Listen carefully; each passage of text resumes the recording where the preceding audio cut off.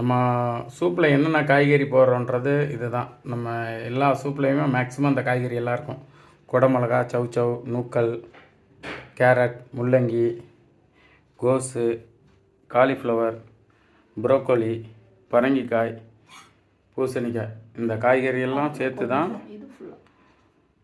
இதில் கொஞ்சம் கொஞ்சம் போட்டுருவேன். இது ஃபுல்லாக போட மாட்டோம், இது கொஞ்சம் கொஞ்சம். இதெல்லாம் ஃபுல்லாக 2 நூக்கல், ஒரு சௌசௌ.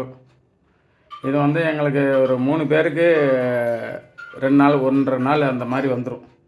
3 வேளையும் கொஞ்சம் கொஞ்சம் காய்கறி எடுத்துப்போம் சூப்பு.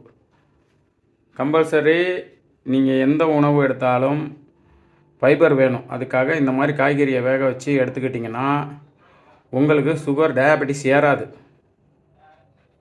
கம்மியாக தான் இருக்கும். இந்த மாதிரி உணவு முறைகள் எடுத்துக்கிற போது கம்பல்சரி நாங்கள் எடுத்துக்கிருப்போங்க. பாருங்கள், இது கூட